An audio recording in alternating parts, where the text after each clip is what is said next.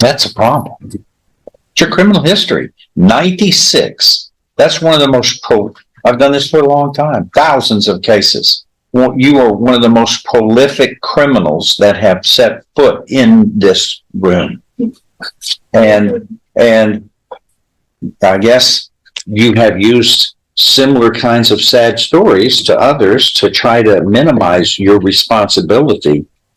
But this is nothing to be proud of, and it's not anything that this court can really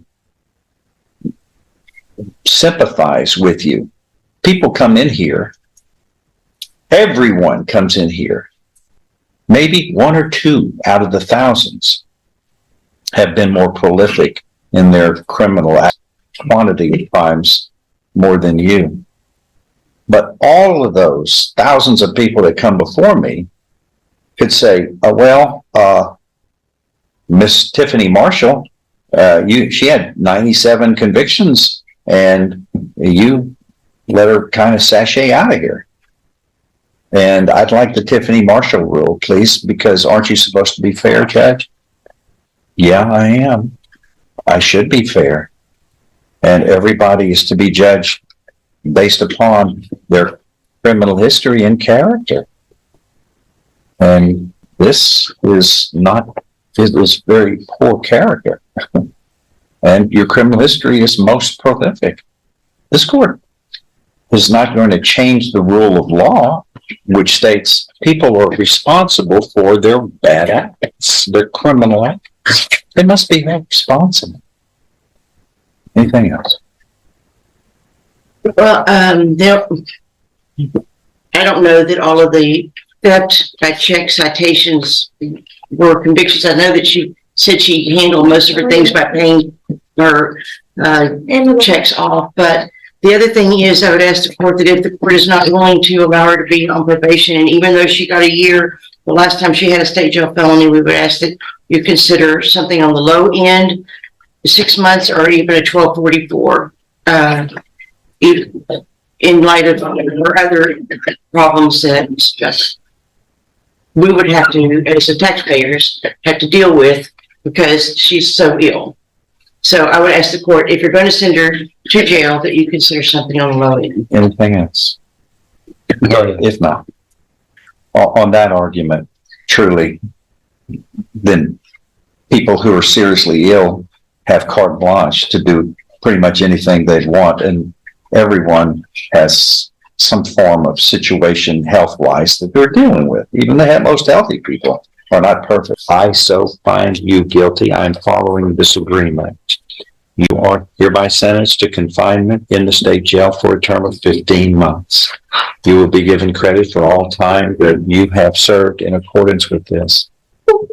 Your lifestyle, see, Ms. Marshall, you have a lifestyle that you feel shocked that committing crimes should hold you accountable. You have 96 infractions of law, 96, and you are committing these crimes with special tools for getting away with attempting to commit your theft. You have specially made tools that are used in the commission of your crime.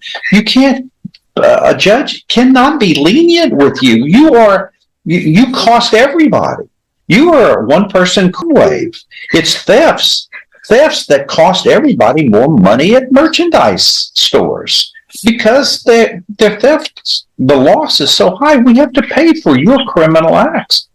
But after 96 times you have had to go deal with crimes in various courts, from felony courts to misdemeanor to Class C misdemeanor courts, you would have gotten the message, and you never have. You just are a career criminal. That's you're the very essence of a career criminal. And I wish you wouldn't do that. Thou shalt not steal. You've heard of that one. And it's not only written in moral issues, but it's right there in the law. There's a full section or 2 or 3 in the penal code which deal with dishonest acts, and that's where you are. I'm sorry. I just wish you'd have changed your ways. But like I said, you've been doing this for 30 years. 30 years. Okay. Judge, can I get some time to get my stuff in order and go to my doctor to get my vaccine? No, ma'am, not under this situation. The jail is going to be able, those people in the jail take care of people who have medical issues. I trust them. They are good at their job. I'm going to give you a chance during the Christmas season to go out and steal more stuff. I don't think so. Well, you've always done that. You've done that for 30 years, 97 times now. Just tickets for traffic violations. So please,